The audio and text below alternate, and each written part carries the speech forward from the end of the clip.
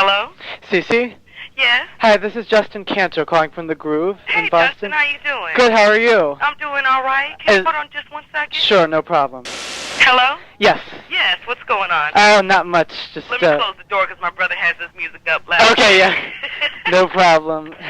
What's going on? Not much. I'm here in Boston. We actually had a big winter storm here the last couple of days, so oh my goodness. everything kind of stopped for a few days, and just getting back into the groove of school and everything. Oh, I feel you. Yeah. I'm sorry I couldn't do it yesterday. I was feeling really Yeah, bad. I'm glad you're feeling better, because your you. mom said that she was worried you might come down with strep throat. Oh, yeah, something. I was like, oh, you can probably kind of hear a little bit of my voice, but... You don't sound that bad, though. So. Oh, trust me, I've been getting all my herbs and all my... Oh, yeah. You know what I'm saying? Echinacea and all that good stuff. Yeah. You gotta do that. You gotta take care of yourself in this industry, especially. True. So I guess I'll just kind of take it in a chronological order, starting from day one, I guess. When did you first start singing? When do you recall you first started singing, and what do you think inspired it? Actually, I was singing probably when I had gotten a piano. My grandmother started me off with piano lessons. Uh-huh. And I would sing around the house, but nothing like ever I had done a performance or anything like that. Right. I would say like my first performance was like when I was in the 6th grade. It was a little musical called HMS Pinafore. Oh, okay. Cool. It's like about a ship and a pirate and them little stories when you're younger. Okay, cool, yeah. And I played like a little lady called Buttercup. She would go around and sell like gifts and things like that to the, you know what I mean? And I sang in the play, and actually that was the first performance that my mother had gone to because she didn't know I could sing. Oh, really? So she was kind of... She was taken aback. Yeah, so I would have to say that's the start of everything. So that really started the path in your interest in performing and music in general. Oh, definitely. So once you had that interest, what were some of the first records you remember listening to, artists inspiring you? Oh, probably Patti LaBelle. You listen to all her music, If Only You Knew. Right. Listen to Angela Winbush. Oh, yeah, she's great.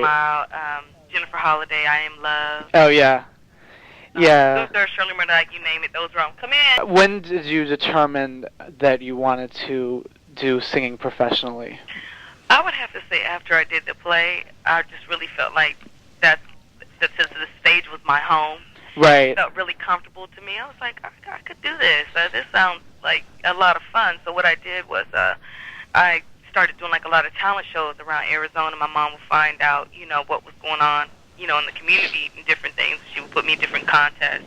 And that's how much it pretty much started off from that way. And I also had done a play like right after that with the Black Theater Troupe called Bubbling Brown Sugar. Oh, yeah. I know Vivian Reed was in that originally. Oh, I love that play. I had a good time doing it because I played young, sweet Georgia Brown. Okay, yeah. Okay. I'm not familiar with the play in general, but the song... Bubbling Brown Sugar. There's one, I don't know if it's from the original, but Vivian Reed, who I know was in the play, she did this album, and it goes like, a funky brown sugar, any way you want it. Is that in there? I don't know if it was an adaptation. So. Yeah, it's a really funky little song. The slow one. You don't treat me sweet and gentle. Okay, yeah. Yeah. Yeah. So it's good music, definitely. Yeah, definitely. It was more on a mature level, and I think it taught me a lot because when I had first gotten Bubbling Brown Sugar, I hadn't done any like dance lessons or anything. So, just doing the singing, it was hard for me to pick up the dance steps at first. So that was good for me. And doing them both at once, you mean? Yeah. Yeah, that's a challenge. Now, you're originally from Ohio, right? Yes. So, Dayton, Ohio. What prompted your family to move to Arizona? How'd that come about? Well, actually, my father was in the Air Force. Okay. And so, you move around a lot. Yeah. They ended up liking it so much here, we ended up staying here. Making it home base, yeah. Yeah. What would you say, in general, about the music scene in Arizona? Like, I'm just curious, because I'm not, you always hear about L.A., New York, Atlanta, etc., but you don't hear much about Phoenix, etc., but... Yeah, I think Phoenix is probably with the music scene. In some areas, it's not as, how can I say it, current. Some of the, like if you go back to the East Coast, you might hear something that's already 3 or 4 months old by the time it gets here. Okay. That's all I can say. It's just not as current on some things, but they have good radio stations here. Like Power 92 is a good radio station. Was it an ideal place for you to get your start in the industry? Or did you end up going, out to New York or LA to really, when you were really ready to pound the pavement, or were you able to get a lot done there as far as? I think most people would probably, in fact, most people did. They kind of tripped and said, "Ain't you from Arizona?" You know what I'm saying? Because there's not a lot going on here musically. It's not known like LA for music scenes or for studios. Or, right. Having like that arena. Like, how Atlanta and LA have a lot of people there that are musically inclined. The producers are based there and everything. Well, I did a lot. I did finally here, but the rest of the songs I did were like more in LA, New York, and Chicago. Okay. But were you able to actually make some of your connections through being in Arizona, or did you have to travel a lot out? I guess I'm speaking mainly in the, before the record deal and everything. When you were I made some connections. That's how I was able to get finally produce Felipe Delgado, R.T. Right. Jackson. We had got together and put that together, and so, I would say that was like the main connections I had made here. But as far as, anything outside of that, no, not really. Okay, cool.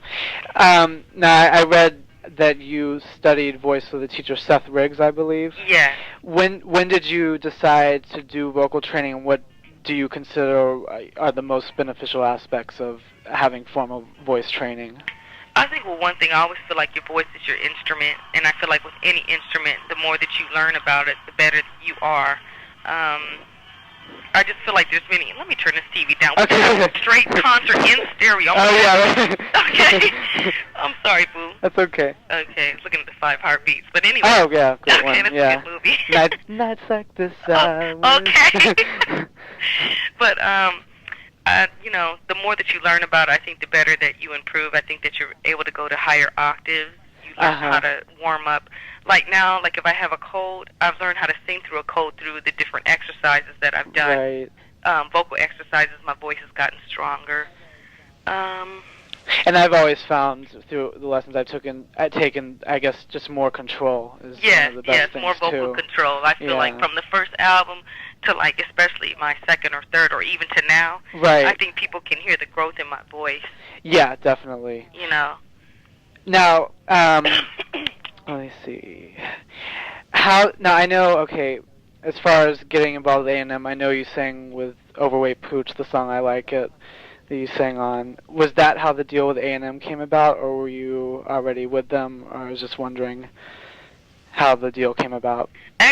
Really, that's exactly how it came about. They had heard my background vocals on Overweight Pooch's album, and they said, well, we'd love for you to do a single of your own. And I had actually started writing Finally as a poem. Yeah. I was really into poetry at that time, so, I finished Finally. They really liked Finally, and then they gave me an album deal from there. So that was in the chemistry class, right? Yeah. Yeah, I always read the story. Not paying attention like I ought to be.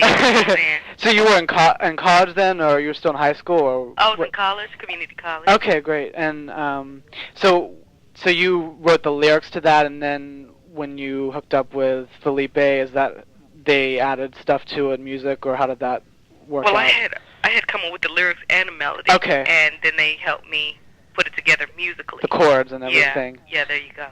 Cool. Now, when you did Finally, I know it was obviously a gap between the single and the album. Were you originally just given a single deal and not expecting to do an album? Exactly. They had given me a single deal. They said, well, we'll see how this goes, and Finally did so well that they were like, okay, we're going to go ahead and do an album deal. So it was pretty much a time pressure once, they saw it start taking off, I would imagine. Definitely. You know what? I think a lot of it had to do with, too, the timing of when I had come out.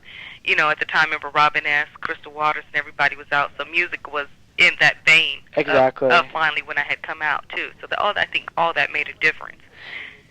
How much input were you able to have, especially on that first album? As an artist breaking in, just a new artist, because I know especially today it's, really hard for artists to be able to, have say without having that star power already. So I was just curious. We would go back and forth sometime on certain things.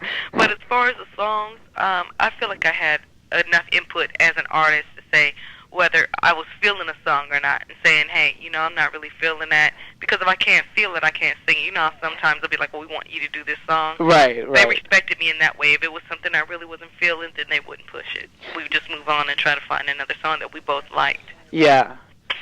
Well, and one of the things unusual about that album, I mean, especially compared to today's standards, is, you actually got 5 singles out of that, which is so unusual, and I mean, that's great, because now it's like, I feel that artists, especially, in the urban contemporary, are lucky if they get 2 singles off an album, because it's so true. geared towards, I guess, the companies wanting everybody to buy the full album. Okay.